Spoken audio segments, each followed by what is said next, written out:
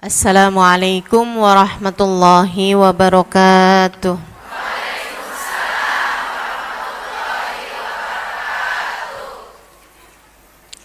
Alhamdulillah. Wassalatu wassalamu ala Rasulillah Muhammad ibn Abdillah wa ala alihi wa sahbihi wa man walah.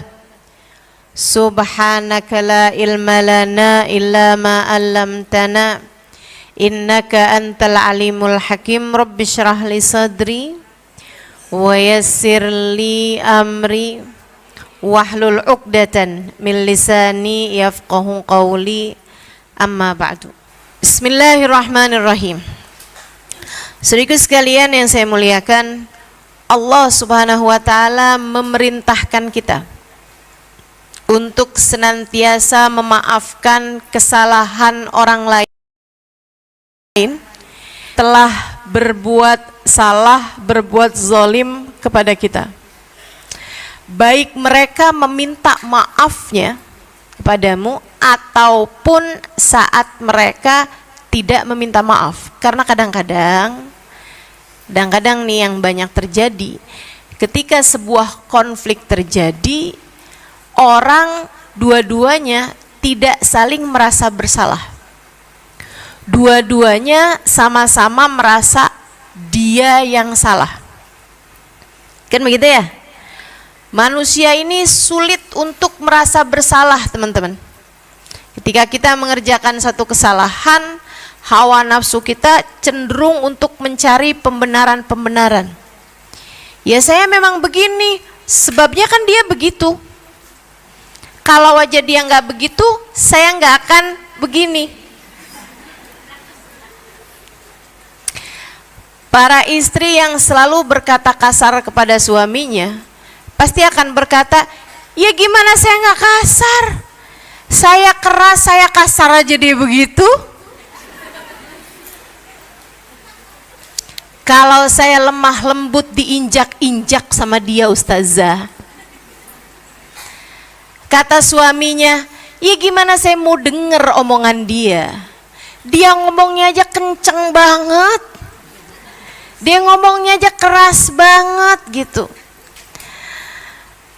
Saya nggak punya lagi untuk bisa mengabulkan permintaan dia. Dia mintanya kayak begitu modelnya. Itu kan jadi dua-duanya tuh sama-sama yang istri menyalahkan suami, suami menyalahkan istri. Makanya nih para istri nih kalau dibilang, semoga Allah menjadikan kita istri yang sabar menghadapi suami. Amin. Suaminya juga sama, kalau didoain semoga menjadi suami yang sabar menghadapi istri. Amin.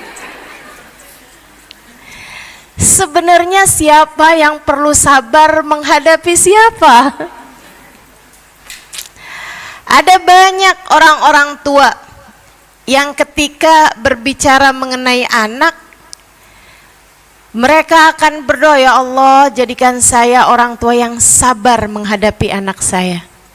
Tapi kamu jangan lupa, ada banyak anak juga yang berdoa yang sama. Doain ustazah biar saya bisa jadi anak yang sabar ngadepin orang tua saya.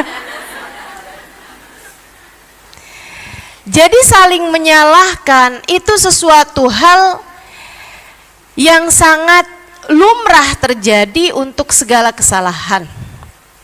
Mencari siapa yang benar, siapa yang salah dalam sebuah konflik sama sulitnya dengan mencari sebenarnya duluan ayam atau telur.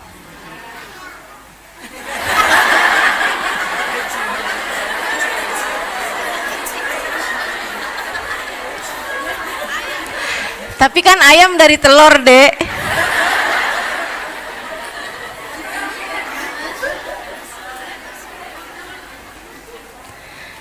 Masya Allah.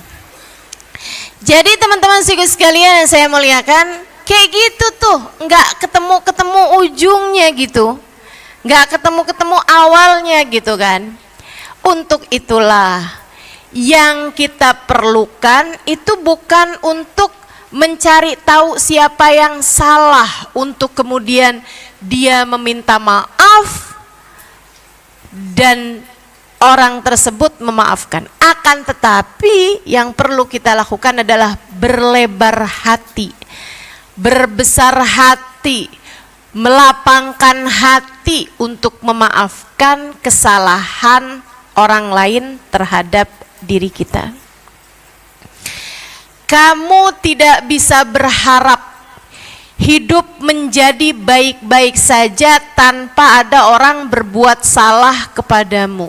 Itu tidak mungkin. Ridwan nas ghayah la tudrak, kata Imam Syafi'i. Dicintai semua orang adalah cita-cita yang tidak mungkin tercapai.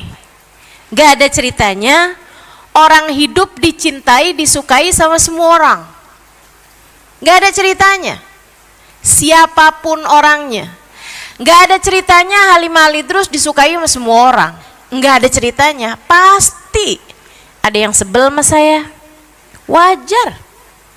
Saya kalau lihat orang seperti saya, mungkin juga bisa jadi sebel juga. Jadi saya sangat memaklumi kalau ada orang gak suka sama saya. Ada orang berbuat salah sama saya, sangat wajar. Apalagi melihat diri saya punya banyak salah atau berbuat kesalahan juga sama orang lain.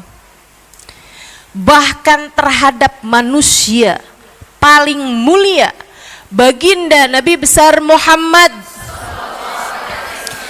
tidak pernah punya salah sama siapapun, tidak pernah berkata kasar kepada siapapun, selalu berbuat baik kepada siapapun. Allah Subhanahu wa ta'ala menjadikan Nabi Muhammad punya banyak pembenci, Nabi Muhammad punya banyak haters, istilah anak zaman sekarang. Nabi Muhammad punya banyak pengganggu, bahkan bukan main-main. Kesalahan orang lain kepada Nabi Muhammad bukan hanya sekedar Nabi Muhammad udah senyum dan dia nggak membalas senyumnya. Bukan hanya sekedar tetangga bikin hajatan Nabi Muhammad nggak diundang. Bukan hanya sekedar Nabi Muhammad setiap kali telepon sama dia nggak pernah diangkat. Bukan hanya itu teman-teman saudaraku sekalian, akan tetapi mereka bahkan merencanakan pembunuhan. Mereka bahkan melempari Nabi Muhammad dengan batu kerikil. Mereka bahkan saudaraku sekalian melempari Nabi Muhammad dengan kotoran unta. Segala macam jenis kezaliman orang lain pernah mereka lakukan kepada Nabi besar Muhammad sallallahu alaihi wasallam. Maka wajar ketika kita hidup di dunia ada banyak orang-orang yang berbuat kesalahan kepada kita. Saudara sekalian, Imam Syafi'i difitnah orang. Imam Syafi'i dikata-katain orang. Bahkan mereka sampai bikin hadis palsu buat nyerang Imam Syafi'i. Mereka bilang, man arada madhaba iblis fa'alaihi bimadhabi ibni Idris. Siapa yang kepengen mengikuti, mereka bilang ada hadis nih bunyinya gini, siapa yang kepengen mengikuti madhabnya iblis, silahkan dia mengikuti madhab anaknya Idris, yaitu Imam Syafi'i. Imam Syafi'i namanya Muhammad bin Idris Asy-Syafi'i.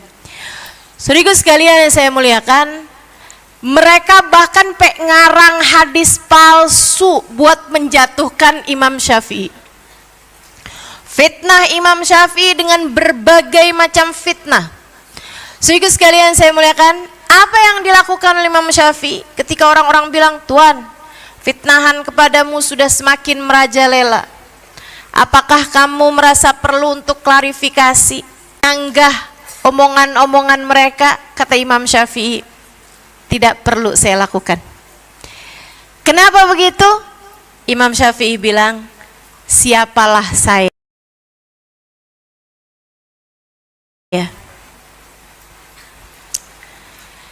jika Sayyidina Hasan meninggal diracun orang, Sayyidina Husain meninggal dipenggal kepalanya, Sayyidina Umar meninggal dibunuh orang, Sayyidina Uthman dipenggal, dihunus, meninggal dunia, dihunus pedang dari belakang saat beliau sedang salat. Sayyidina Ali dibunuh seseorang ketika hendak berangkat salat subuh. Bahkan baginda Nabi besar Muhammad sallallahu alaihi wasallam dikata gila, dikatain tukang sihir, didustakan. Bahkan Allah subhanahu wa ta'ala, zat paling mulia, difitnah punya istri, difitnah punya anak. Katanya Imam Syafi'i, jika yang mulia semuanya mendapatkan fitnahan, semuanya mendapatkan kesalahan-kesalahan orang, semuanya diperlakukan dengan zalim oleh manusia dan tidak selamat dari kejahatan lisan manusia, siapa pula Syafi'i ini? Harus jadi siapa saya untuk bisa selamat dari kejahatan lisan manusia? Maka adalah kewajaran ketika ada yang tidak suka dengan kita. Sesuatu yang sangat normal ketika ada orang yang membenci kita, ketika ada yang berbuat kesalahan kepada kita, ketika ada yang kamu rasa menyakiti hatimu, kamu rasa menggalaukan hidupmu, kamu rasa membuat hidupmu menjadi tidak baik-baik saja karena dia, itu adalah sesuatu yang wajar. Kewajaran hidup di atas muka bumi ini. Ada yang suka, ada yang tidak suka sama kita. Itu poin yang harus kamu pegang terlebih dahulu, teman-teman sekalian. Jangan berharap tidak ada yang berbuat jahat kepadamu, semua orang berbuat baik sama kamu. Jangan pernah berharap hidup tanpa ada pembenci. Wajar-wajar aja, sangat wajar. Sekali lagi, sangat wajar.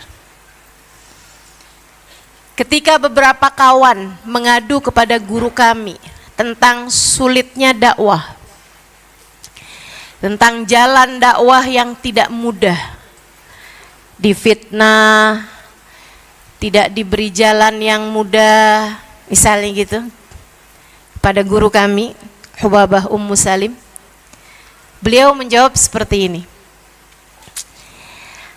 saya meminta kalian pulang ke Indonesia untuk berdakwah. Adalah sesuatu yang wajar ketika kalian berdakwah dengan segala ujian, cobaan, dan tantangannya masing-masing. Saya malah justru akan heran kalau kalian mengatakan bahwa dakwah tidak ada ujiannya. Saya malah akan tidak percaya kalau kalian berdakwah semuanya mudah. Sebab jalan Allah itu menuju surga, dan surga, kata Nabi Muhammad, dikelilingi dengan hal-hal yang tidak menyenangkan.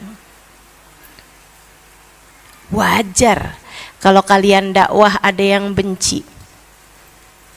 Gak apa-apa aja, biasa aja. Jadi kalau kamu pernah dengar-dengar fitnahan tentang saya misalnya gitu, ya nggak apa-apa, biasa aja, nggak apa-apa. Saya anggap sebagai media promosi. Saya aja pernah iseng buka di search-nya Google. Kayak ada tuh mesin pencarian Google. Itu ya. Saya buka Ustazah Halimah Alidrus. Ada macam-macam tuh. Paling atas Ustazah Halimah Alidrus foto. Kayaknya orang penasaran semua fotonya kayak apa sih ini orang gitu ya. Kayak suaranya kedengaran kemana-mana. tapi orangnya cuman kelihatan foto bangkunya doang. Sehingga sekalian, habis itu di bawahnya lagi nih, Ustazah Halimah Lidrus kajian, Ustazah Halimah Lidrus buku. Ada nih, Ustazah Halimah Lidrus suami. Penasaran suami saya kayak apaan? Oke, wajar. Saya baca lagi bawahnya, ada lagi nih. Ada sesudah Ustazah Halimah Lidrus jadwal gitu ya. Di bawahnya gini, Ustazah Halimah Lidrus meninggal.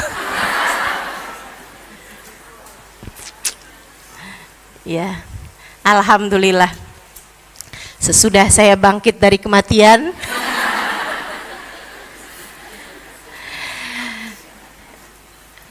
hal yang biasa-biasa aja gitu. Ada orang yang mengatakan hal-hal yang tidak baik tentang kita misalnya gitu. Hal yang sangat lumrah. Semoga Allah Subhanahu wa taala selalu menjaga kita insyaallah. Benar ya bahwa kita hanya memiliki 2 buah tangan. Tak akan cukup untuk bisa menutup mulut semua orang. Satu-satunya hal yang bisa kita lakukan dengan kedua tangan kita adalah menutup telinga dari apa yang mereka sampaikan, menajamkan mata untuk bisa melihat langkah kita ke depan sehingga kita mantap terus berjalan menuju surga Allah Subhanahu wa ta'ala. Hal yang bisa kita lakukan adalah melapangkan hati untuk bisa memaafkan kesalahan semua orang, seperti yang dilakukan oleh baginda kita Nabi besar Muhammad sallallahu alaihi wasallam, dan orang-orang mulia telah mencontohkannya kepada kita sekalian. Maafkan kesalahan siapapun yang berbuat salah kepadamu agar hatimu damai. Kenapa kita perlu memaafkan kesalahan orang? Nih, yuk kita bahas satu-satu. Karena masalahnya, kalau orangnya itu orang jauh yang di sana-sana, kita kadang nggak terlalu peduli ketika dia berbuat kesalahan. Yang kadang menyakitkan hati dan membuat kita baper,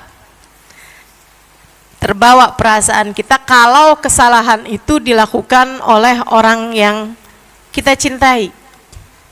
Karena memang saudara sekalian, cinta itu punya 2 mata pedang. Ketika kita mencintai seseorang, kita akan mudah merasa berbahagia karena dia, atau kita pun juga mudah untuk merasa sakit hati dengan apa kesalahan yang dia lakukan. Bukan gitu? Kesalahan dilakukan oleh orang lain, kita bisa yang kayak bodoh amat lah. Tapi kalau yang nyakitin itu adalah saudara kita, suami kita, anak kita, misalnya gitu. Misalnya mertua, ipar, gitu kan, abang, adik gitu. Itu akan jauh lebih mudah untuk merobohkan pertahanan hati kita. Nah, ini yang kita perlu ilmunya nih untuk bisa memaafkan kesalahan orang, baik orang yang kita dekat dengannya ataupun orang yang kita jauh darinya. Kenapa kita perlu memaafkan kesalahan orang lain kepada kita? Yang pertama, agar mulus jalanmu menuju surga. Agar mulus jalanmu menuju surga. Kenapa gitu? Karena Allah menceritakan orang-orang surga adalah orang yang memaafkan kesalahan orang lain. A'udzu billahi minasyaitonir rajim. Wasari'u ila maghfiratin min rabbikum wa jannatin arduhas samawati wal ard uiddat lil muttaqin. Di surat Ali Imran ayat 133. Alladzina yunfikuna fis sarra'i wad dharra wal kadhiminal ghaidha wal 'afina 'anil nas wallahu yuhibbul muhsinin. Kata Allah Subhanahu wa taala, wasari'u ila maghfiratin min rabbikum, bersegeralah kalian menuju ampunan Allah, bergegaslah kalian menuju ampunan Allah Subhanahu wa taala, wa jannatin, dan menuju kepada surga. Lari, buruan. Kemana ya Allah? Ke surga. Lari, buruan. Kejar. Apa ya Allah? Ampunan dariku. Kita diminta sama Allah untuk bergegas. Jangan lambat-lambat jalannya. Apa nih yang seringkali melambatkan jalan kita? Kebanyakan noleh-noleh. Kebanyakan lihat-lihat ke belakang, suka kepo urusan orang. Suka peduli sama apa yang orang lain lakukan terhadapmu atau apa yang orang sampaikan tentangmu. Kamu terlalu peduli itu, makanya jalannya nggak bisa cepat. Didengerin mulu orang ngomong, apa. Akhirnya berhenti deh jalannya. Si orang kenapa itu? Tahu semua kabar dunia. Artis bercerai, anaknya ikut siapa, dapat harta gono gininya berapa, semuanya dia hafal. Teman-teman saudaraku sekalian yang saya muliakan, khawatir melambatkan jalanmu. Kamu terlalu peduli terhadap apa yang terjadi di luaran sana, khawatir menghambat ataupun melambatkan jalanmu. Apalagi kalau dikit-dikit klarifikasi. Ada orang ngomong kayak gitu, enggak kayak gitu kok saya. Akhirnya enggak jalan-jalan. Baru jalan sehari misalnya gitu ya, baru jalan selangkah dua langkah, udah peduli lagi sama kata orang. Benerin lagi omongan orang-orang. Ya, kamu enggak jalan-jalan, kamu enggak sampai-sampai deh akhirnya.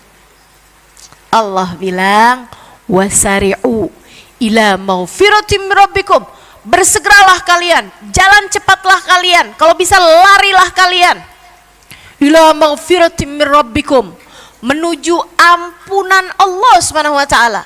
Kenapa kok Allah bilang menuju ampunan Allah? Ini terhadap urusan kita nih, Allah tuh suka ngingetin gitu. Kamu kok peduli amat sama salah orang terhadapmu, lupa ya kamu juga punya banyak kesalahan kepadaku. Kamu punya banyak salah padaku. Seharusnya kamu mengkhawatirkan ampunan dariku. Maka bersegeralah menuju ampunan dariku, kata Allah. Maka tiap kali kamu merasa sakit hati atas perlakuan orang padamu, atas percakapan atau perkataan orang padamu, ingatlah, saya sakit hati nih orang buat salah sama saya. Sepertinya ini adalah cara Allah untuk mengingatkan saya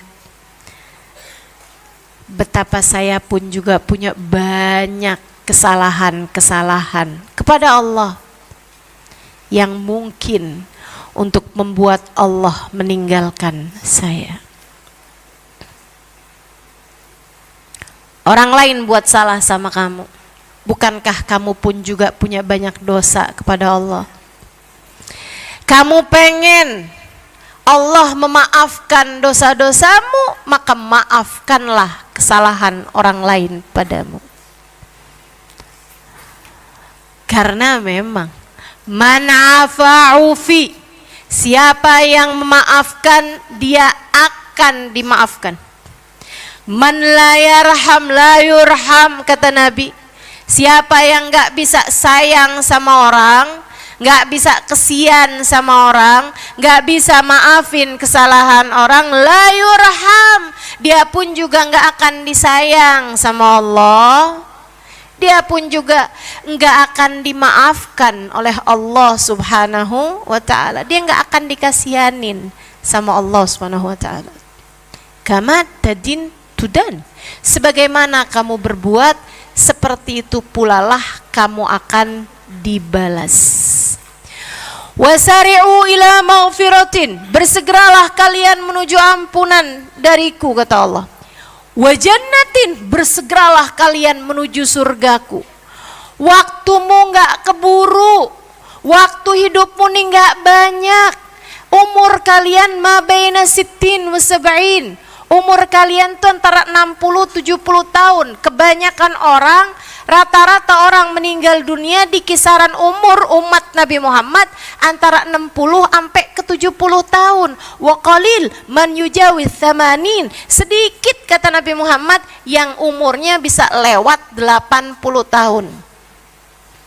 Orang kalau udah di atas 80 tahun, kalau sakit, orang udah doainya husnul khotimah aja.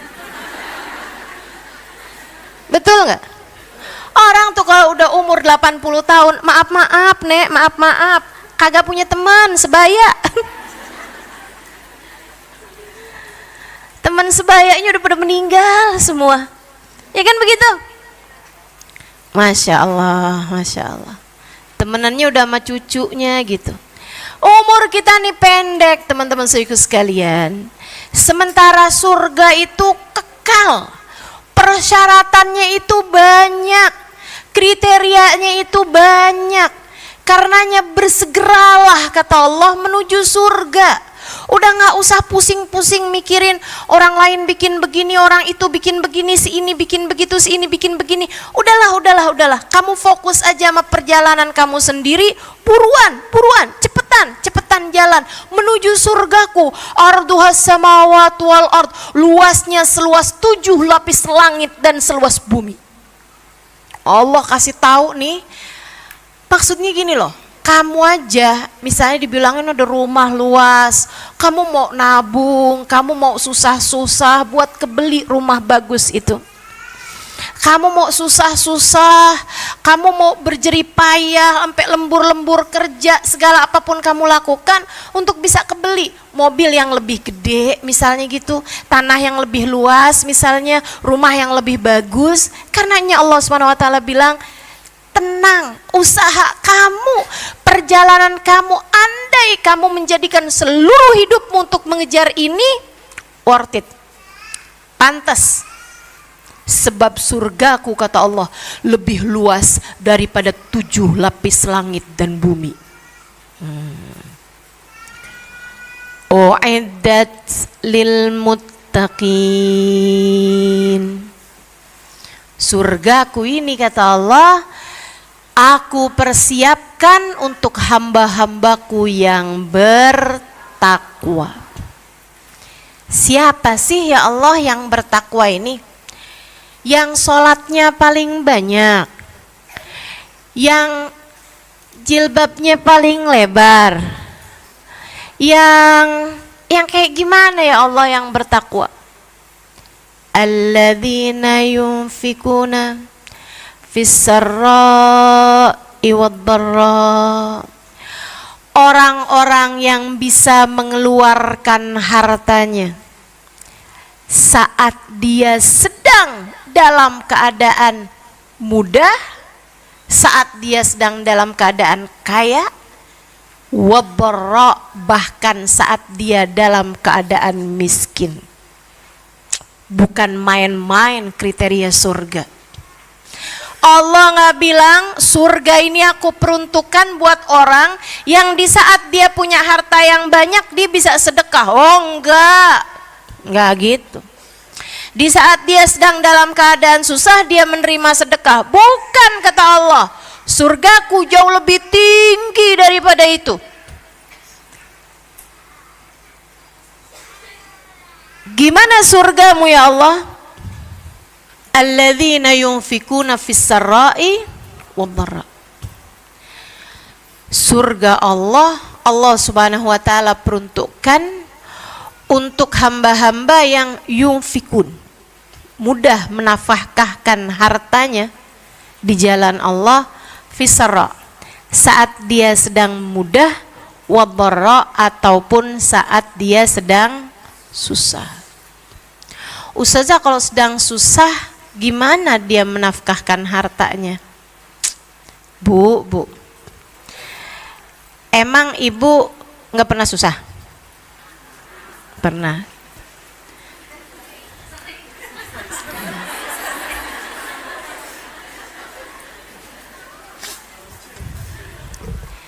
Di saat kamu sedang susah, ini saya tanya, susah secara materi ya, susah kamu itu susah yang benar-benar enggak punya duit sama sekali atau punya duit tapi sedikit?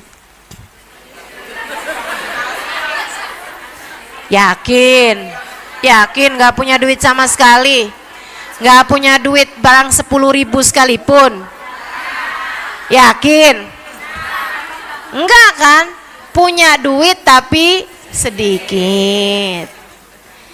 Ini saya tanya, di saat kamu bilang saya susah gitu ya, apakah sampai di tingkatan kamu makan nggak ada yang bisa kamu makan dan nggak punya duit buat beli makanannya, sampai kamu harus mengganjal perutmu karena lapar? Pernah begitu? Maka hati-hati sama ucapan saya sering susah ustazah. Jangan-jangan nih yang sering bukan susahnya, tapi yang sering kurang syukurnya. Saudara sekalian, kenapa Allah bilang fis-sarra'i wad-dharra? Dalam keadaan mudah ataupun susah dia bisa mengeluarkan hartanya, karena orang mukmin ini teman-teman saya sekalian, Allah tuh bilang, Allah tuh seolah menyampaikan gitu bahwasanya sesusah-susah apapun kamu, sebenarnya kamu masih punya sedikit dan bisa dibagikan kepada orang lain. Itu jauh lebih indah daripada yang punya banyak dan memberikan sebagiannya kepada orang lain. Dulu ada Uwais Al-Qarni, miskin papa. Dia bekerja sebagai penggembala kambing. Saudara sekalian, dengan 2 dirham, kayak semacam 20.000 gitulah upahnya tiap hari. Yang 2 danik ya, 2 pecahan kecil gitu tiap harinya. Nah itu 1 danik dia pakai, kayak 10.000-nya dia pakai buat makannya dia besok hari. Nggak makan sehari 2 kali dia, nggak makan sehari 3 kali, dia makan sehari 2 kali, pagi atau sahur sama sore atau buka puasa. Nah itu teman-teman saudara sekalian, dia pakai 1 danik buat itu, 1 daniknya lagi dia pakai buat sedekah. Sampai di akhir hidupnya, kayak udah umur-umuran 30-an tahun gitu, dia memutuskan untuk berhenti jadi penggembala kambing. Dia memutuskan untuk makan dari yang dia dapati, sehingga terkadang dia mencari-cari makanan di gundukan sampah. Ini seorang waliullah ya, saya ingatkan, seorang kekasih Allah Subhanahu wa taala, yang bahkan Nabi Muhammad menceritakan bahwa di akhirat nanti Uwais Al-Qarni akan memberi syafaat kepada umat Islam. Saudara sekalian, nih Uwais Al-Qarni nih yang seperti itu keadaannya, nyari makanan di tempat sampah, kurang miskin apa? Gak ada saya rasa di antara kita yang mencapai kemiskinan seperti Uwais Al-Qarni. Segitunya, kalau dia dapati tempat sampah tuh ada buah yang masih bagus gitu, misalnya ada buah jeruk gitu ya, belum ada apa-apa ya kan. Kadang-kadang orang kaya nih kan kalau habis selesai makan udah langsung aja gitu main iket aja ininya suprahnya tuh kas makanannya udah langsung main buang aja gitu. Nah itu kadang Uwais mendapati gitu ada buah yang masih bagus gitu, belum digigit sama sekali gitu kan, belum rusak sama sekali gitu. Itu sama Uwais diambil, dibersihkan, dia sedekahkan kepada orang lain. Dia sedekahkan kepada yang lain. Sedikit sekalian saya muliakan, sembari bersama dengan itu, setiap malam dia berdoa, ya Allah, apabila ada hambamu yang malam ini tertidur malam dalam keadaan perutnya lapar, maafkan Uwais ya Allah, Uwais tidak dapat memberikan padanya sesuatu. Masih takut bahwa beliau kurang dermawan, masih takut bahwa dia akan dihisab Allah atas kesulitan orang lain. Makanya saudaraku sekalian saya muliakan, Allah tuh ngasih kriterianya surga bukan orang yang bisa memberi di saat dia mudah, akan tapi bahkan sarra saat dia bukan hanya sarra tapi juga saat dia dharra, saat dia sedang dalam keadaan darurat, dalam keadaan susah. Karena sesusah-susahnya kita tuh sebenarnya masih bisa ngasih kepada orang lain yang lebih susah daripada kita. Betul? Itu surga kriterianya. Habis itu siapa lagi ya Allah? Wal kadhiminal ghaidha. Ahli-ahli surgaku kata Allah, orang yang bahkan saat miskin pun dia bisa memberi kepada orang lain, apalagi saat dia kaya. Kemudian lagi kadhiminal ghaidh, orang-orang yang mampu menahan emosi, enggak marahan, enggak gampangan tersinggung, bukan sumbu-sumbu pendek. Ayo nih, yuk nih, kalau tujuanmu dalam hidup adalah menuju surga, kalau kamu ingin mulus saja perjalananmu menuju surga, kusampaikan padamu bahwa kriteria calon penghuni surga adalah orang yang tidak mudah tersinggung, orang yang lebih mudah mengontrol, mengawal hawa nafsunya, orang yang mudah untuk mampu mengendalikan hawa nafsunya. Saat lagi marah tuh kelihatan nilai takwa seseorang. Takwa orang tuh kelihatan bukan hanya di saat kaya dia dermawan, akan tetapi bahkan saat miskin dia tetap dermawan. Takwa orang kelihatan saat ada orang lain yang berbuat salah, ada orang lain yang berbuat keji, ada orang lain yang tidak memberikan haknya kepada dirinya, ada orang lain yang memperlakukan dia dengan tidak semestinya, bagaimana emosinya. Jadi sekalian, hamba-hamba bertakwa di sisi Allah Subhanahu wa taala enggak gampangan tersinggung. Hatinya luas, hatinya lapang, mudah memaklumi tindakan dari siapapun. Seorang ulama di jalan dikatain orang, maaf nih ya, dasar anjing loh. Maaf nih ya, saya sampaikan ini. Ulama tersebut tuh, syekh tersebut begitu dengar itu, beliau tersenyum, angkat tangannya bilang amin. Lah, kok kamu gitu sih?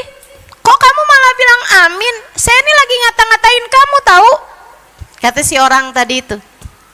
Dia bilang, terserah kamu, itu kan hak kamu. Kamu punya hak untuk berbicara, saya juga punya hak untuk menerima pembicaraan kamu. Kamu menyebutkannya sebagai cacian, saya mendengarnya sebagai sebuah pujian. Kenapa gitu, Syekh? Karena saya tidak pernah melihat ada binatang lebih dicintai oleh majikannya daripada anjing. Saya berharap menjadi makhluk yang dicintai Tuhan saya seperti mana anjing dicintai oleh majikannya. Bagaimana menurutmu? Wal kadhiminal ghaid. Nah, hamba-hamba tercinta di sisi Allah Subhanahu wa taala, para ahli-ahli takwa, calon-calon penghuni surga, mereka mampu mengawal emosinya, mereka mampu mengendalikan emosinya, menjadikan semua yang mereka dengar sebagai sesuatu hal yang indah daripada berpikir sesuatu hal yang buruk bagi dirinya. Keren, keren. Sayyidina Al-Imam Ali Zainal Abidin Ibn Husain bin Fatimah bintun Nabi sallallahu alaihi wasallam, cicitnya Nabi besar Muhammad alaihi wasallam. Satu waktu ada seseorang, adik sekalian, pedagang dari luar Madinah, nyampe di Madinah, dia tidur di dalam masjid. Sambil uangnya tuh, dia punya kantong uang, ditaruh di samping dia tuh. Dia pikir habis saya sholat nih, saya sholat duhur gitu ya. Dia masuk tuh udah sepi, masjid tuh sepi, gak ada siapapun, cuma ada satu orang, yaitu Sayyidina Ali Zainal Abidin, lagi sholat di masjid tersebut. Cicitnya Nabi besar Muhammad sallallahu alaihi wasallam, anaknya Sayyidina Husain yang adalah merupakan cucunya Nabi besar Muhammad sallallahu alaihi wasallam, lagi sholat di situ. Dia nih, si pedagang ini nih, habis selesai sholat duhur, dia tuh sebenarnya pengen jalan ke rumah temennya, sahabatnya, itu ya, di kampung situ. Cuman dia berasa ngantuk banget, jadi dia pun tidur dengan uang hasil dagangannya tuh ditaruh begitu aja di samping dia. Waktunya nggak lama kemudian, temennya tuh ada yang masuk ke masjid tersebut, si temennya dia nih. Terus dia lihat, lah ini kan teman saya nih, tidur aja di masjid, dan dilihatin ada duitnya di samping dia kan. Astagfirullah, nih orang sembarangan banget sih. Diambillah uangnya, disimpenin maksudnya dia gitu kan, dibawa pulang ke rumahnya. Si orang ini bangun beberapa menit kemudian, panik, duitnya nggak ada di sampingnya. Terus dia lihat masjid tetap sepi seperti tadi, yang ada adalah hanya orang yang sedang sholat di pojokan tadi itu. Sayyidina Ali Zainal Abidin, fix dia nih ngambil duit saya. Jadi ditungguin sampai lepas sholat. Habis selesai pas sholat, samperin sama dia, balikin dong duit saya. Duit apa ya pak? Ah, so pura-pura. Dari saya tidur tadi sampai saya bangun nih, nggak ada orang di masjid ini selain kamu. Jadi pasti yang ngambil duit saya adalah kamu. Balikin duit saya. Maaf pak, jangan buka-buka aib orang. Udahlah, ayolah balikin aja, nggak usah sok-sokan. Ada berapa ya pak duitnya pak? Yang dipikirkan Ali Zainal Abidin, nutup aib orang. Ini mungkin dia tidur, duitnya diambil sama orang. Yaudahlah, daripada dia ribut-ribut gitu, dia ribet-ribet, yaudah aja dah, duitnya isinya berapa ya pak? Pakai segala nanya, 10 juta. Oh, oke. Baik pak, sebentar ya pak, yuk kita jalan. Dibawa sama Sayyidina Ali Zainal Abidin pergi ke rumahnya. Beliau pun ambil, kebetulan ada uangnya, beliau pun balikin. Nih pak, 10 juta buat bapak. Pakai cara buat saya, duit-duit saya. Dia pikir kalau nggak ngambil ngapain dibalikin, ya kan begitu. Kalau nggak nyuri ngapain dibalikin gitu. Udah dituduh nyuri, kalau memang enggak ngapain dibalikin kan gitu. Akhirnya dia pun pergi ke rumah temennya itu yang memang rencana dia kan. Begitu nyampe di rumah temennya, dibalikin tuh duit. Nih sembarangan aja kamu tidur di masjid, bawa duit segitu banyak. Hah? Jadi duitnya kamu yang ambil? Iyalah, saya tadi pergi ke masjid, untung aja tuh saya pergi ke masjid. Dia bilang saya pergi ke masjid, saya lihat kamu tidur enak banget, ngorok sampean tidurnya di masjid. Saya liatin duit kamu di samping kamu tuh gitu aja kamu taruh, bukannya disimpan gitu. Dia bilang astagfirullah, astagfirullah. Terus siapa tuh ya orangnya? Saya tuduh dia maling duit saya.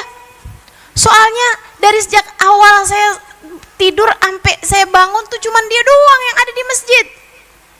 Orangnya kayak gimana? Begini. Saya sampai pergi ke rumahnya dibalikin duitnya masalahnya. Orangnya kayak gimana? Diceritain kan, astagfirullah, ente kena cucu Nabi Muhammad kualat loh. Itu Sayyidina Ali Zainal Abidin. Astagfirullah, nih gimana ya, ampun. Nih kayaknya nih saya nih dikutuk jadi batu kagak berubah nih. Allah, gimana nih, gimana? Temenin saya yuk, saya mau minta maaf sama dia. Nggak ada ceritanya, ogah saya. Ogah, ntar saya ikut-ikutan juga, kena. Nggak mau, pergi aja sendiri sana. Kamu yang bikin salah. Makanya orang tuh jangan mudah menghakimi. Iya, abis gimana dong? Ayo dong temenin. Nggak mau juga, akhirnya dia sendirian tuh. Dia ketuk pintu, dibukain sama Sayyidina Ali Zainal Abidin. Dia nunduk, dibalikin duitnya. Tuhan, maafin saya Tuhan, maafin saya telah menuduhmu mencuri, ternyata uang saya diambil sama teman saya untuk disimpankan. Maafkan saya Tuhan, maafkan saya. Sayyidina Ali hanya senyum aja, nggak juga kayak kita. Makanya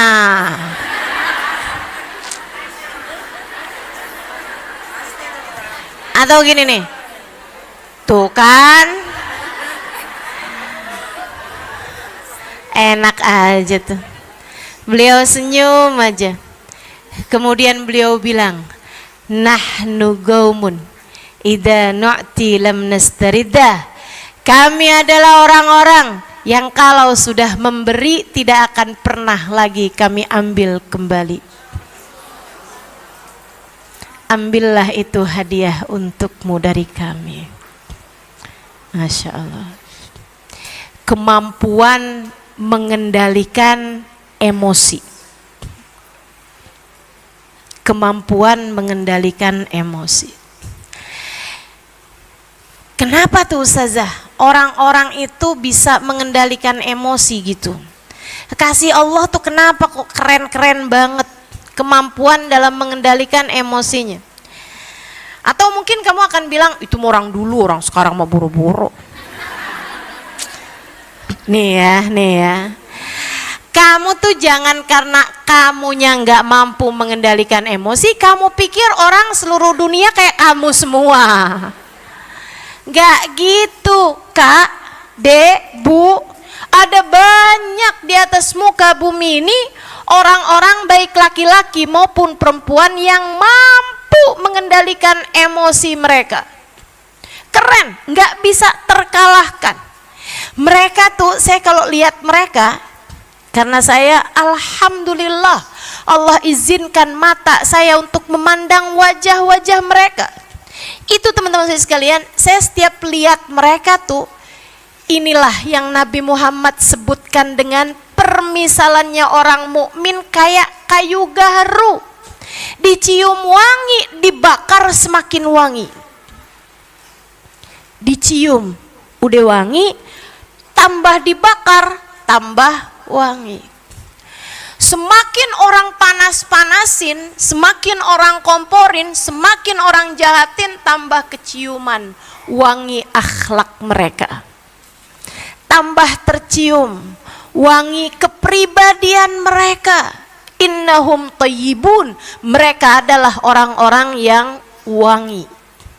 Saudaraku sekalian yang saya muliakan, guru saya Sayyidil Habib Umar bin Hafid. Kamu pasti sering lihat fotonya. Saya nggak lagi nanya. Kamu pasti sering lihat fotonya. Kalau kamu nggak pernah lihat fotonya, silahkan googling. Nggak usah sekarang. Tulis Habib Umar bin Hafiz. Nanti akan keluar tuh foto-foto beliau. Guru saya belajar bersama dengan beliau. Semoga diakui sebagai muridnya. 4,5 tahun lamanya. belajar dan mengajar di pondok pesantren yang beliau bangun. Sehingga sekalian, satu waktu di Tarim, di kotanya Habib Umar, ada seorang laki-laki yang mengakui tanah yang semua orang udah tahu tanah itu tuh punyanya keluarganya Habib Umar dan jatuh warisannya kepada Sayyidil Habib Umar bin Hafid. Ya, surat tanahnya apa semuanya ada sama Habib Umar bin Hafid.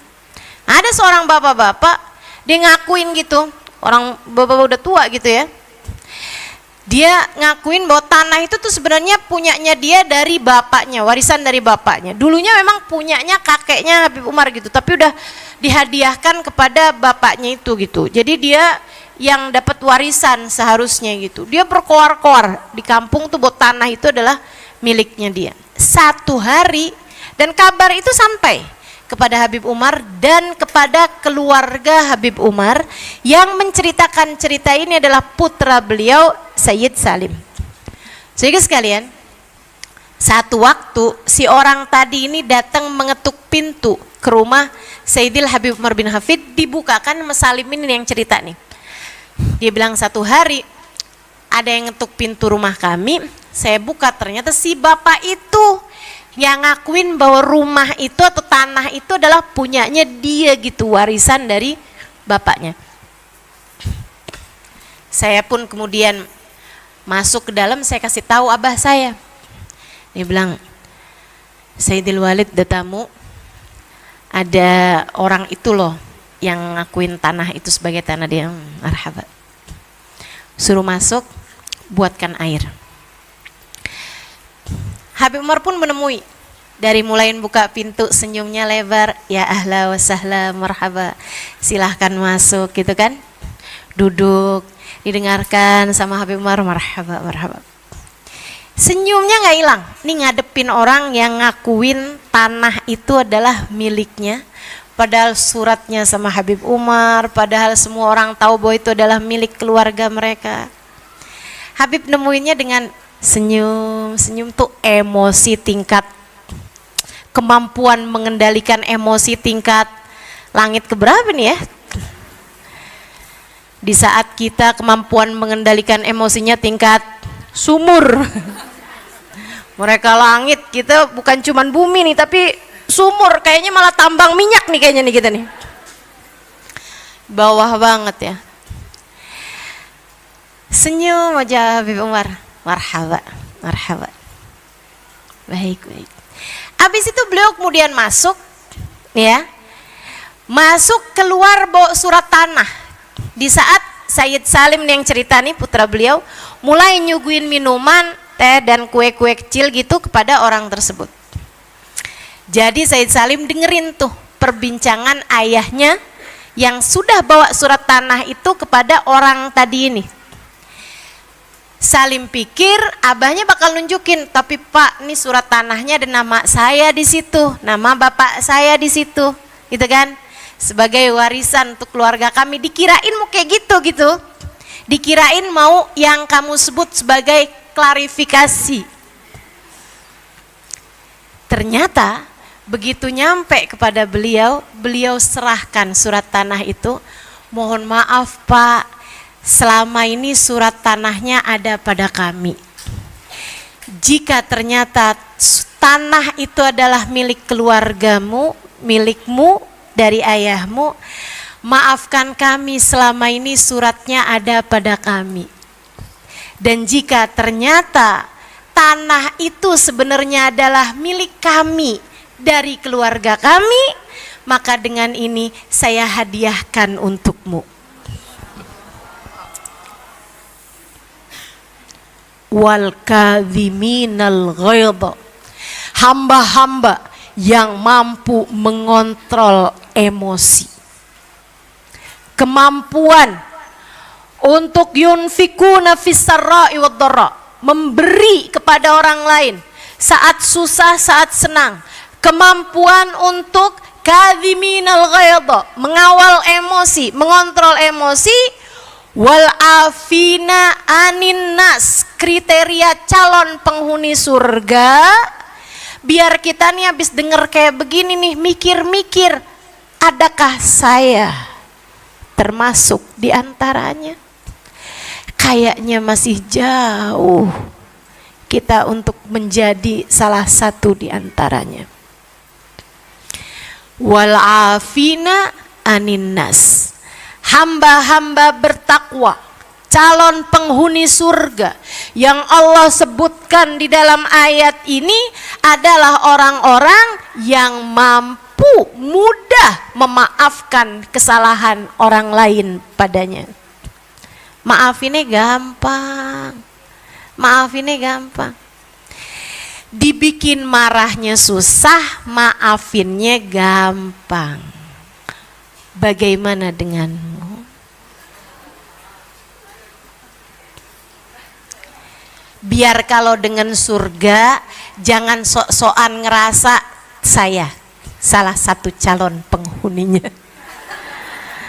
Biar kalau dengar-dengar tentang neraka, hatimu tuh seharusnya takut, galau, sambil bertanya, ya Allah, kok kayaknya saya pantes nih ya, jangan-jangan saya calon penghuninya, ya Allah, lindungi saya ya Allah, kasihanilah saya ya Allah. Karena kalau disebutkan tentang kriteria ahli neraka, alladzina la yadhkurunallaha illa qalila, orang-orang yang jarang ingat sama Allahnya. Kok kayak saya ya? Alladzina la yaqumuna ila salati illa kusala, orang-orang yang apabila bangun menuju salat, alladzina idza qamu ila salati qamu kusala, orang-orang yang kalau bangun menuju salat bangun dalam keadaan malas. Aduh, lagi enak-enak nonton nih, udah duhur nih. Ya ampun, lagi enak-enak masak nih, udah asar nih. Ya ampun, lagi enak-enak ngobrol nih, hangout, jalan-jalan, udah maghrib nih. Qamu ila sholati qamu kusala. Kalau berjalan menuju sholat kita berjalan malas, ingat Allahnya jarang-jarang. Kok kayak saya ya? Siapa itu mereka? Orang-orang munafik yang Allah sebutkan dalam Al-Quran sifatnya mirip sama mereka. Kok kayaknya saya lebih condong jadi orang munafik nih, na'udzubillah min dzalik. Sementara kalau disebutkan tentang surga, kok cirinya yunfikuna fis sarai wad dharra. Ya Allah, jangankan saat miskin, saat kaya aja saya pelit. Wal kadhiminal ghaidha, orang-orang yang mampu mengontrol, mengendalikan emosi. Saya malah sumbu pendek nih. Gampang banget disulut emosi saya, gampang banget saya dibikin marah. Wal afina anin nas, orang yang mudah memaafkan kesalahan orang lain. Saya malah justru membesar-besarkannya. Kesalahan orang yang kecil saya menganggapnya besar.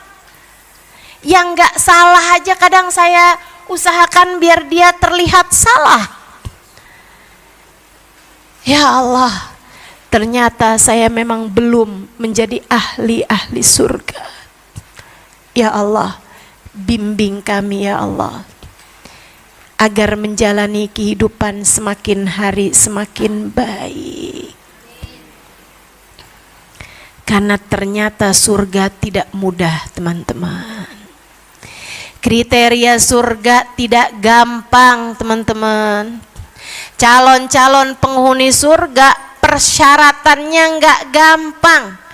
Ya jangan kata mau masuk surga, mau masuk UI aja susah. Betul gak? Emang kamu pikir surga lebih bawah daripada Universitas Indonesia? Enggak lah. Kamu mau masuk ke Amerika tuh loh dari Indonesia, katanya persyaratannya tuh susah, apply visanya tuh susah.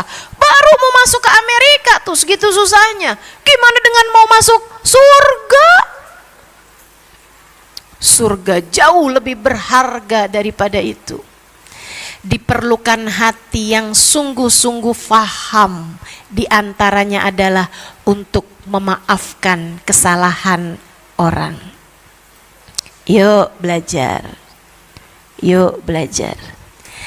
Tiap kali datang dalam hatimu keinginan untuk tidak memaafkan kesalahan orang, ingetin, nuju kemana nih jalan? Mau menuju kemana nih perjalanan hidup saya?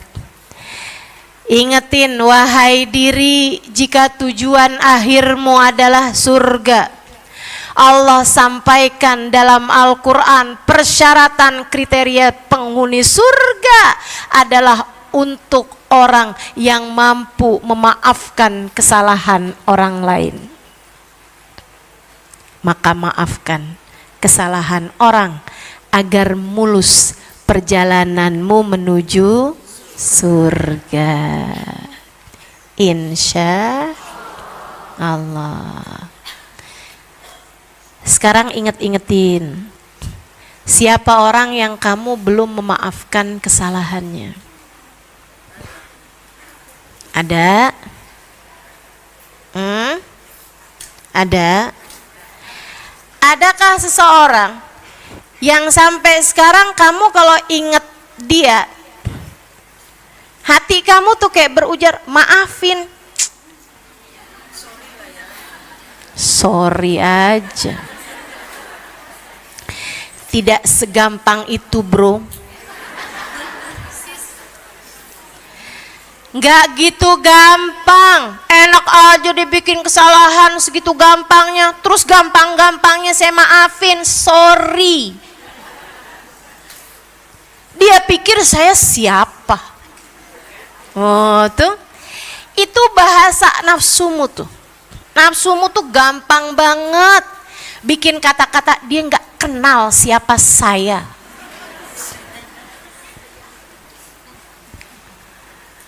Saudaraku sekalian yang saya muliakan, tuh bahasanya hawa nafsu tuh. Dia nggak tahu apa siapa saya. Balikin, emang siapa kamu? Nggak tahu saya. Siapa kita, teman-teman? Kita adalah hambanya Allah yang kita akan hancur tanpa rahmatnya Allah, yang kita akan celaka tanpa kasih sayang Allah, yang kita akan hina tanpa dimuliakan Allah. Kita hina kecuali jika kita dimuliakan oleh Allah SWT. Kita hina tanpa kemuliaan dari Allah Subhanahu wa taala. Kamu pikir kamu tinggi? Tidak. Tidak. Kita semuanya adalah rendah kecuali jika ditinggikan oleh Allah Subhanahu wa taala. Maka setiap kali hatimu mengatakan bahwa saya tidak akan pernah memaafkannya, sampaikan kepada hatimu, wahai hati, kemana kamu harap kita akan kembali sesudah kematian kita nanti?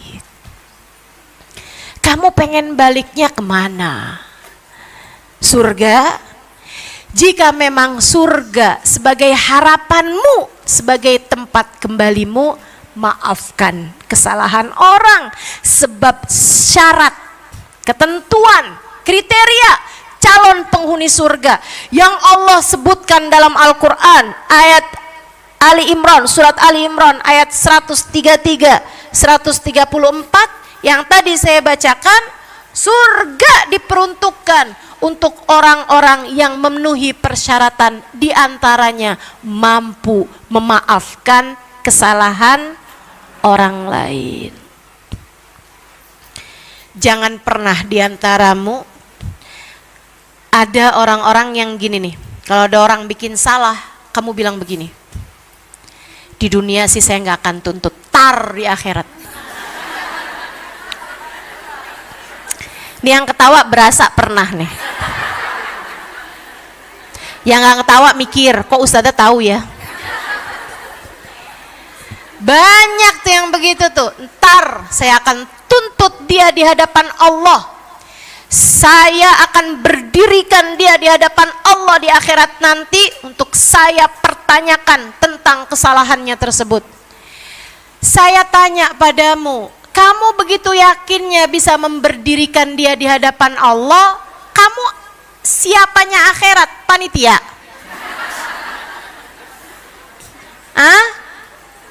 Sudah ada nih suratnya, kamu udah dikasih name tag sebagai panitia akhirat. Kamu dan dirinya sama-sama makhluk yang akan diberdirikan di hadapan Allah untuk setiap kesalahan yang kalian pernah lakukan di atas muka bumi ini. Wa man ya'mal mithqala dzarratin khairan yarah wa man ya'mal mithqala dzarratin syarran yarah. Siapa yang melakukan sebiji dzarrah, setitik debu kebaikan, dia akan mendapatkan balasannya. Dan siapa yang melakukan sebiji dzarrah daripada keburukan, dia pun akan mendapatkan balasannya. Semua dari kita hanya akan menjadi mahkumin, orang-orang yang diadili, dan pengadilnya, hakimnya hanya satu, Allah Subhanahu wa ta'ala, yang telah menamakan dirinya Ahkamul Hakimin. Alaihissallahu bi ahkamil. Bukankah Allah adalah hakim yang seadil-adilnya? Ustazah, saya sih nggak pernah doa kayak gitu Ustazah. Tapi saya doanya kayak gini nih. Ya Allah, bukankah kebaikan dan keburukan ada balasannya dari sejak di dunia dan di akhirat? Ya Allah, balaslah keburukannya kepadaku dengan keburukan yang jauh lebih buruk lagi. Saya doanya kayak gitu Ustazah.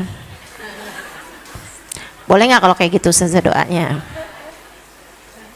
Ada yang nyaut boleh katanya.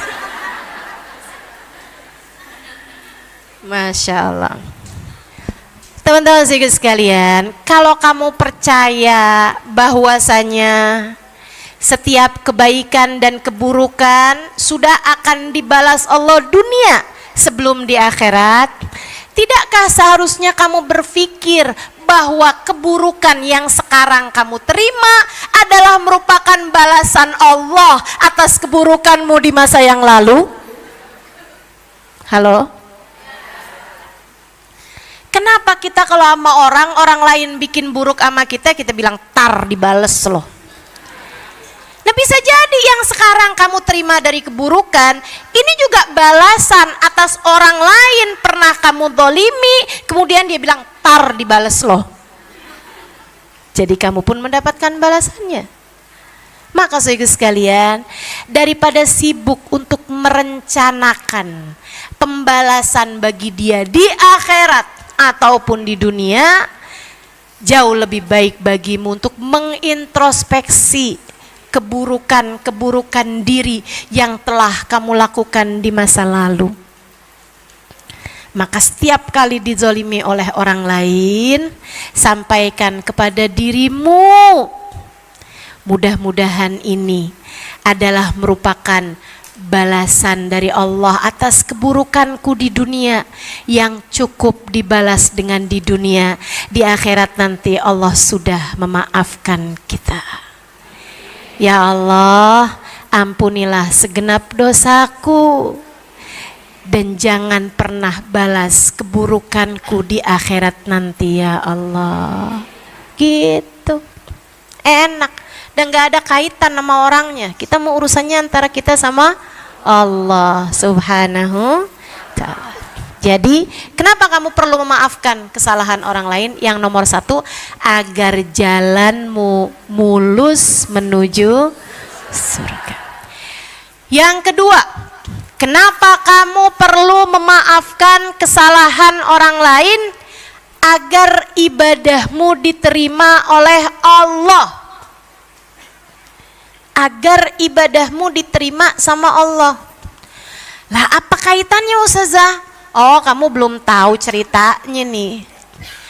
Ketika hatimu menyimpan dendam, ada syahna di dalam hatimu, kebencian, dendam, kesumat dalam hatimu, itu menjadi semacam penghalang antaramu dengan ibadah yang kamu lakukan, sehingga ibadahmu tidak terangkat apalagi terkirim, apalagi diterima di sisi Allah Subhanahu wa ta'ala.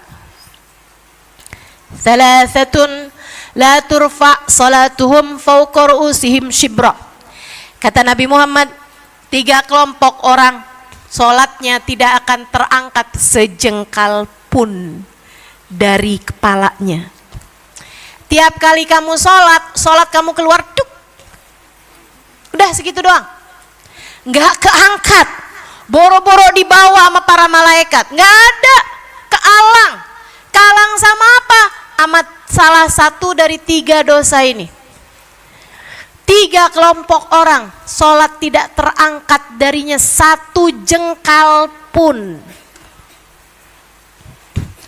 Kamu sedekah hanya nggak nyampe sejengkal, udah kealang langsung. Kamu hadir di majelis ilmu, kamu berbuat kebaikan, apapun jenis kebaikanmu hanya akan tidak terangkat 1 jengkal pun dari kepalamu. Kamu pikir kamu udah berbuat banyak kebaikan, punya duha, punya tahajud, punya sedekah, punya hadir majelis taklim, punya nyumbang pengajian, nutup aurat rapi. Akan tetapi ternyata semua kebaikan-kebaikan tersebut tidak ada yang terangkat darimu sehingga tidak terkirim kepada Allah. Dan kalau tidak terkirim, bagaimana mungkin akan diterima? Sementara yang kamu harapkan adalah balasan. Dibalas itu kan kalau udah keterima. Gimana keterima kalau terkirim aja enggak? Teman-teman, ini kita belajar dari WhatsApp atau pesan ya. Kalau kamu berharap WhatsApp kamu dibalas, itu kamu harus pastikan WhatsApp kamu diterima. Kalau diterima baru mungkin dibalas. Kalau kamu mau memastikan WhatsApp kamu itu diterima, harus sudah terkirim. Kalau terkirim aja enggak karena enggak punya pulsa atau enggak ada sinyalnya, gimana mau diterima? Kalau diterima aja enggak, gimana mau dibalas? Demikian pula dengan amal-amal kebaikanmu teman-teman. Mau mendapatkan balasan berupa surga, berupa pahala, berupa ampunan, berupa keberkahan dalam kehidupan, berupa kebaikan-kebaikan yang akan membuatmu kelak di hari akhirat dapat bersama dengan orang-orang soleh, orang-orang soleha. Nah, itu kamu memastikan amal kebaikanmu tersebut itu terkirim, terangkat. Nah, ini 3 kelompok orang kata Nabi Muhammad, enggak ada yang keangkat ibadahnya sejengkal sekalipun dari kepalanya. Imam zalim, pemimpin yang zalim, pemimpin yang tidak disukai rakyatnya karena kezalimannya. Makanya saran saya sih ibu-ibu nih, jangan ada yang nyalon dah. Kalau mau nyalon, cari aja yang khusus perempuan.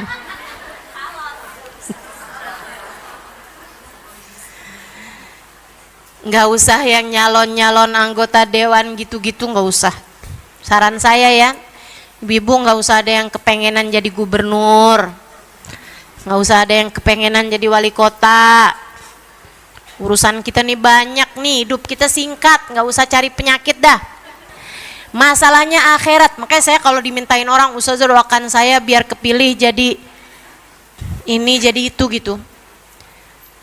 Teman-teman saya udah tahu aja nih, salah nih minta doanya mau ustazah.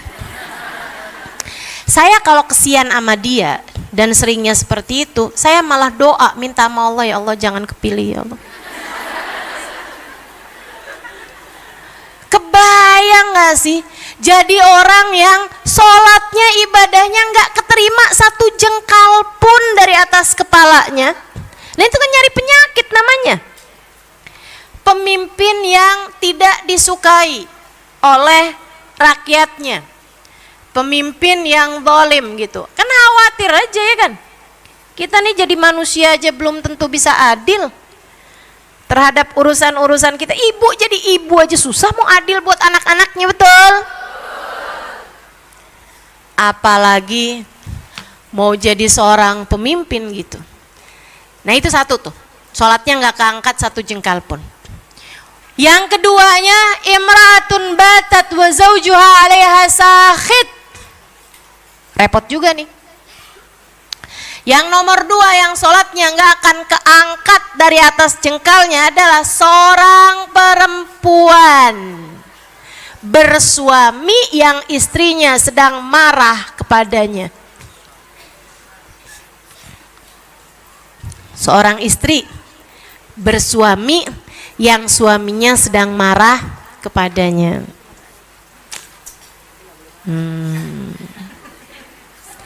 Jangan bikin sesuatu hal yang membuat suamimu marah padamu. Hati-hati. Ini hal yang seharusnya jadi apa ya? Jadi rem buat kita sekalian para istri. Para istri dengarkan saya. Yang nggak jadi istri nggak usah dengerin, nggak apa-apa. Para istri dengerin saya. Ini seharusnya jadi remmu. Jangan sampai remnya blong ini ya. Jadi rem. Jangan sampai kamu bepergian, jangan sampai kamu keluar rumah dalam keadaan suami belum memaafkanmu. Masalahnya repot. Kamu ngerjain kebaikan apapun, Allah nggak akan terima. Selebihnya laknat para malaikat tertuju kepadamu sepanjang suamimu belum ridho padamu.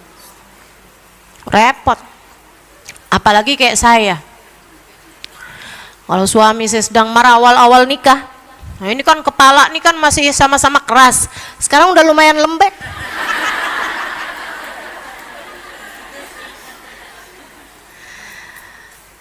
Kalau pagi-pagi udah ada hal-hal yang bikin konflik rumah tangga gitu, kemudian dia marah, saya juga marah, habis itu dia akan keluar rumah gitu ya, habis itu saya keluar rumah juga mau ngajar. Saya sepanjang jalan takut aja, ya Allah gimana nih saya ngajar, boro-boro nih yang mendengarkan bisa diterima, nih yang nyampein aja kagak diterima. Sinyalnya mati begini, gimana ceritanya nih? Jadi mau nggak mau ini jadi rem buat saya. Tiap kali saya mau ngajar, sebelum saya ngajar, saya udah WhatsApp duluan sama dia, maafin saya. Kayak dalam hati, tar ketemu sih marahan lagi, oke deh. Cuman masalahnya sekarang saya mau ngajar nih. Saya kesian sama yang dengerin kajian saya. Kalau gara-gara saya yang menyampaikan, seorang istri yang sedang tidak diridhoi oleh suaminya, membuat jamaahnya juga jadi tidak diterima hadirnya di majelis. Kesian yang udah pada datang dari subuh.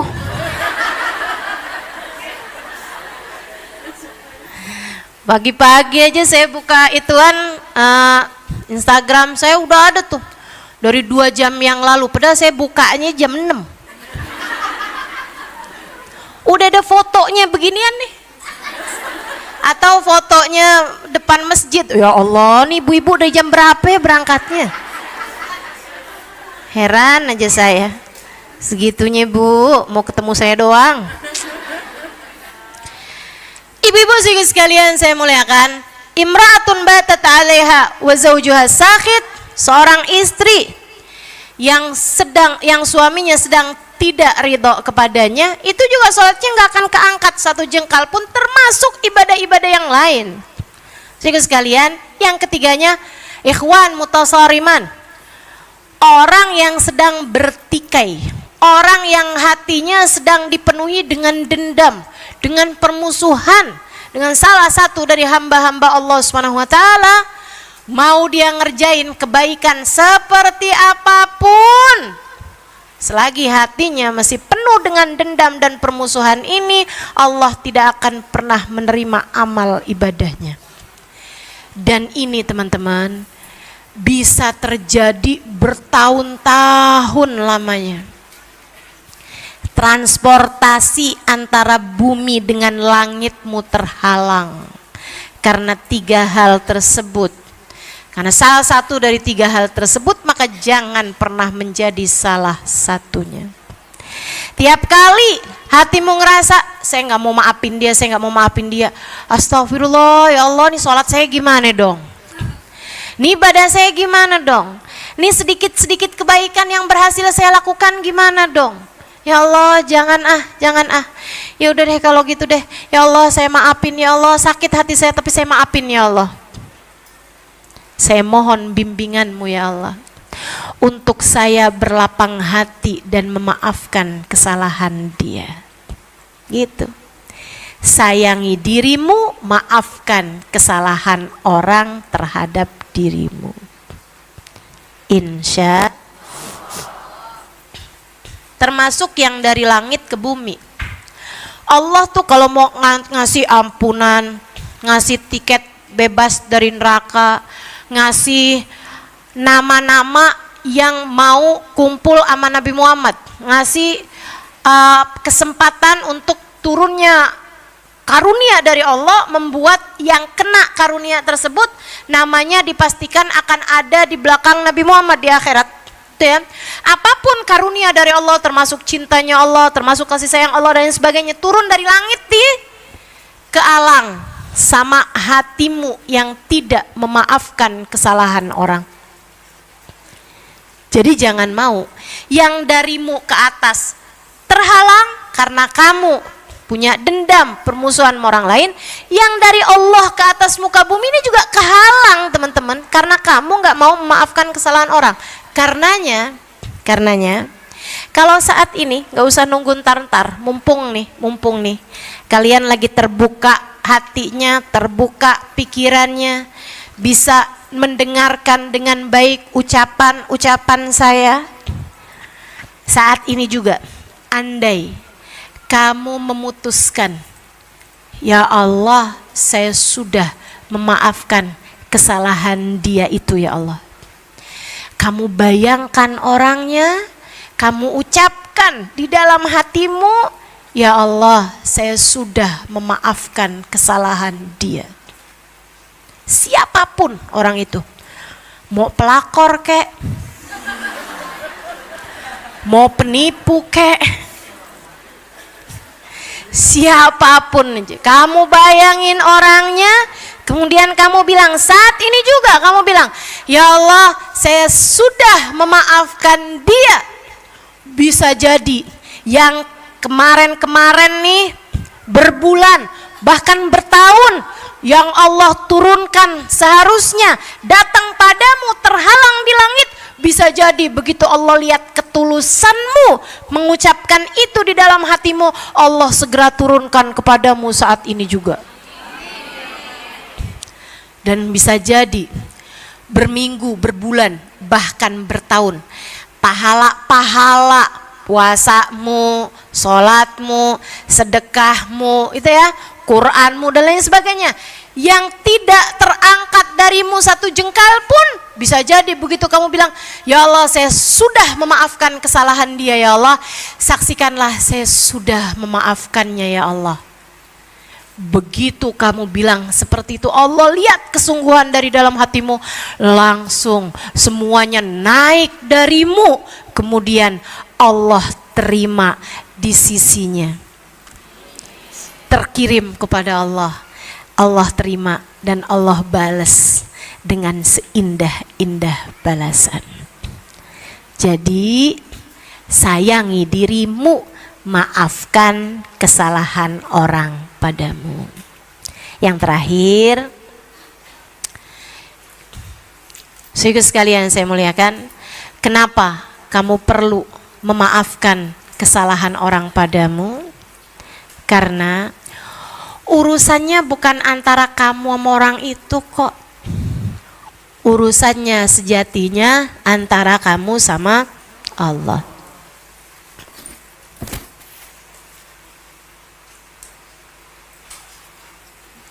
Tidak ada sesuatu terjadi di atas muka bumi ini tanpa izin darinya.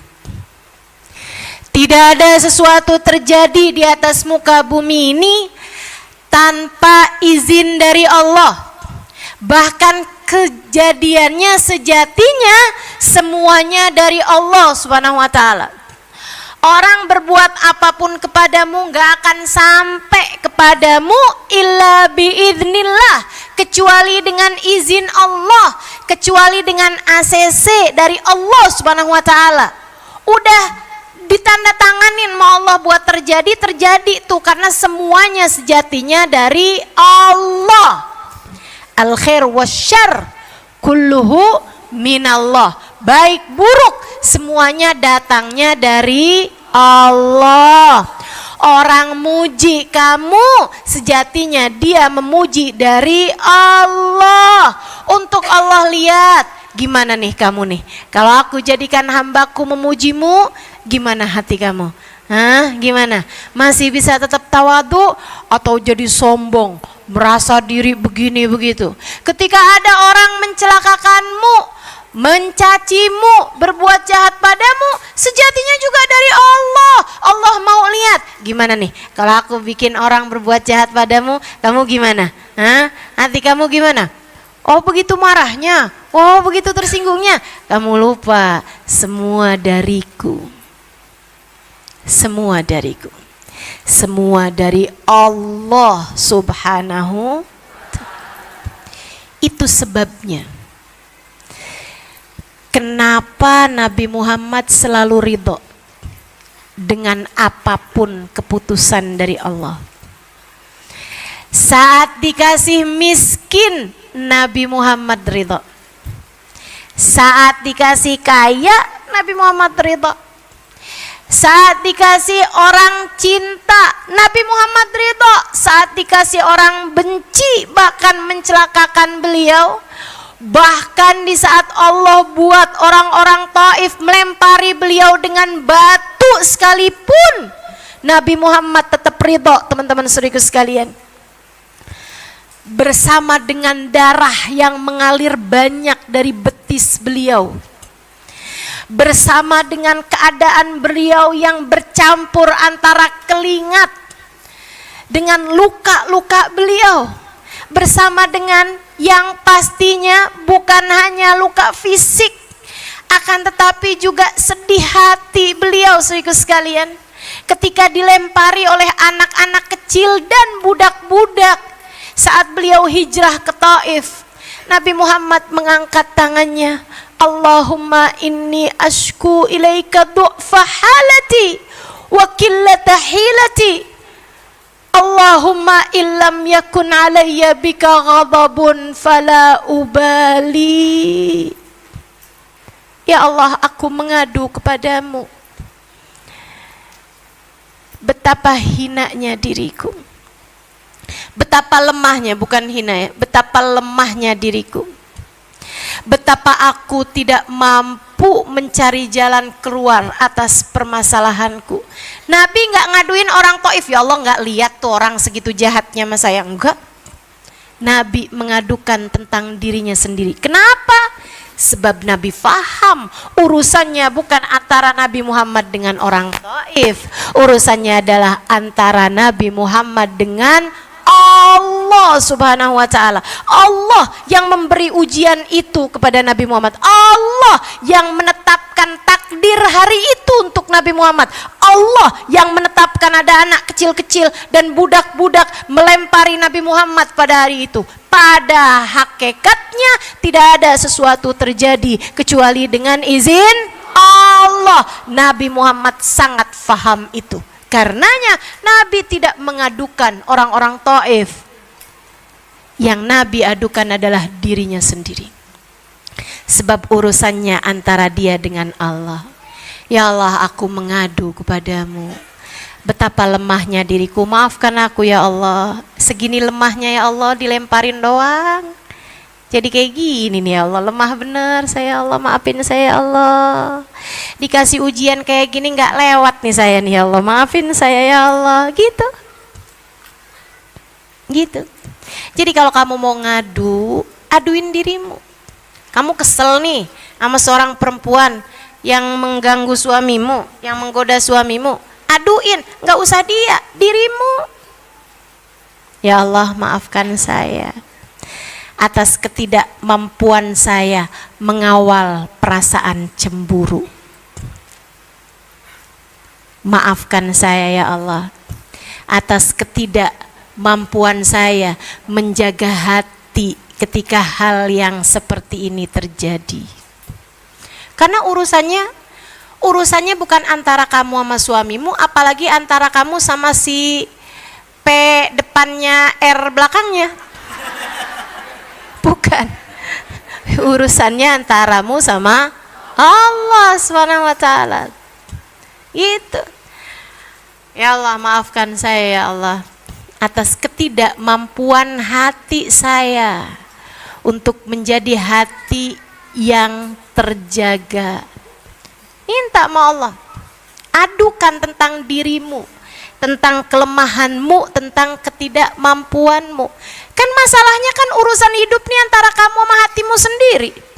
Yang saya ceritakan tadi, Sayyidina Ali Zainal Abidin, Imamun Syafi'i atau Habib Umar bin Hafid, itu adalah tentang kemampuan hati mereka menghadapi ujian yang datang. Kan begitu? Teman-teman saudaraku sekalian, kita tidak bisa mendustai fakta yang terjadi. Kita nggak bisa mengubah fakta yang terjadi. Akan tetapi yang bisa kita lakukan adalah mengawal, mengendalikan rasa hati kita terhadap apa yang terjadi tersebut, gitu. Masalahnya tuh ada pada hatimu sendiri. Jadi urusannya antara kita sama Allah, teman-teman. Nabi Muhammad bilang itu, Allahumma inni ashku ilaika du'fa halati wa qillata hilati. Di akhir doanya Nabi Muhammad bilang, Allahumma illam yakun alayya bika ghadabun fala ubali. Ya Allah, selagi engkau tidak marah padaku, selagi engkau tidak benci padaku, selagi engkau tidak murka padaku, selagi engkau tetap ridho padaku, ya Allah, apapun yang terjadi aku tidak peduli. Apapun yang terjadi aku tidak peduli. Nabi mudah maafin kesalahan orang Taif. Kenapa? Melihatnya Allah semua. Allah. Ini yang punya urusan Allah semuanya. Ini semuanya bisa terjadi Allah. Nabi juga nggak nyalahin Allah. Ya Allah, bukannya saya diutus darimu ya Allah. Saya kan hijrah ini kan juga dengan perintahmu ya Allah. Kok diperintahin tapi akhirnya ditolak? Gimana ceritanya sih ya Allah? Nggak ada kayak begitu. Nabi faham hidup ini adalah tempatnya ujian. Liyabluwakum ayyukum ahsanu amala. Allah mau lihat siapa di antara kita yang tetap bisa berbuat baik dalam segala keadaan, yang tetap bisa menjaga hati dalam segala keadaan. Teman-teman saudaraku sekalian, gak lama datang dua malaikat. Ya Rasulullah, izin, jika engkau izinkan kami akan hantam gunung dengan gunung, sehingga semua yang ada di tengah-tengah nih warga Taif semuanya hancur karena kegencet tanah gitu. Apa kata Nabi Muhammad alaihissalam? La taf'alu, jangan wahai malaikat, jangan. Inilah arju an yakhruja min aslabihim dzurriyyatan ya'budunallah. Jangan berikan musibah apapun kepada mereka, jangan berikan hukuman apapun kepada mereka.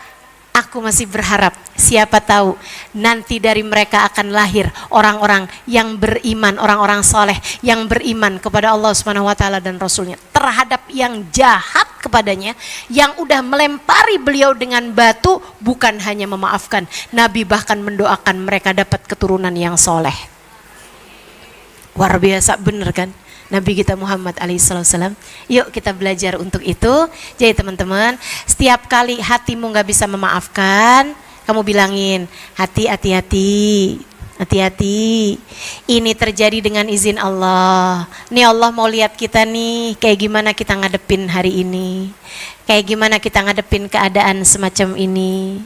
Wahai hati, dia hamba Allah, kamu hamba Allah. Gitu kan? Saudaraku sekalian, Kalau kamu ngata-ngatain makanan, gitu ya, makanannya nggak bisa balas, nggak bisa apa-apa. Tapi yang sakit hati adalah yang bikin, yang punya makanan tersebut, betul? Kamu jangan pernah lupa semua manusia di atas muka bumi ini adalah hamba-hambanya Allah, makhluknya Allah. Terhadap orang yang berbuat jahat seperti apapun kepadamu, ingatlah, mereka adalah hambanya Allah. Mereka hambanya Allah. Mereka sekali lagi hambanya Allah.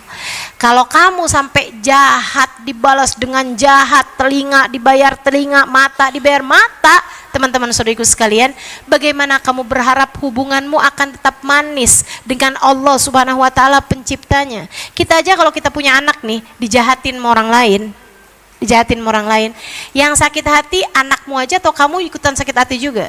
Ikutan sakit hati juga. Maka jangan sampai perlakuanmu kepada hamba-hambanya Allah membuat Allah Subhanahu wa taala murka kepadamu. Tapi kan dia memang jahat ustazah, ya udah biarin dia aja. Kalau dia dijahatin sama Allah, itu kan urusan dia gitu. Tapi kamu jangan. Tetaplah baik kepada semua hamba-hambanya Allah, biar kamu dapat ridho dari pemiliknya, ridho dari Allah Subhanahu wa ta'ala. Jadi maafkan siapapun yang pernah berbuat salah kepadamu, hatimu akan jauh lebih damai. Dengan mengingat ketiga hal tersebut teman-teman, agar perjalananmu mulus menuju surga, agar amal ibadahmu diterima Allah dan karunia yang Allah turunkan sampai kepadamu, kamu harus memaafkan kesalahan siapapun saja kepadamu. Dan yang ketiganya, agar Allah ridho padamu, sebab tidak ada sesuatu terjadi kecuali dengan izin Allah, dan semua manusia di atas muka bumi ini adalah hambanya Allah. Sekali lagi, mudah-mudahan ilmu ini tak hanya masuk telinga kananmu kemudian keluar dari telinga kirimu. Semoga ia menjadi ilmu yang masuk ke dalam dua telingamu, disimak baik-baik dengan pikiranmu, kemudian Allah turunkan sebagai cahaya di dalam hatimu, memandumu untuk melewati kehidupan di atas muka bumi ini dengan cara yang Allah Subhanahu wa taala ridhoi. Rabbana zalamna anfusana wa illam taghfir lana wa tarhamna lanakunanna minal khasirin. Rabbana atina fid dunya hasanah fil akhirati hasanah wa qina adzabannar bi fadli subhana rabbika rabbil izzati amma yasifun wa salamun alal mursalin walhamdulillahi rabbil alamin. Wa ila hadratin Nabi Muhammad sallallahu alaihi wa alihi wasallam. Al-Fatihah.